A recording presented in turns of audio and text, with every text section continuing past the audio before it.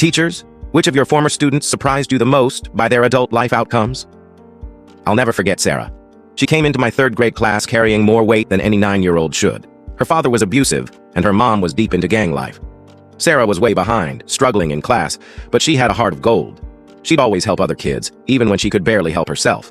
I knew she had potential, and I couldn't give up on her. A few years later, I taught her again in 5th grade.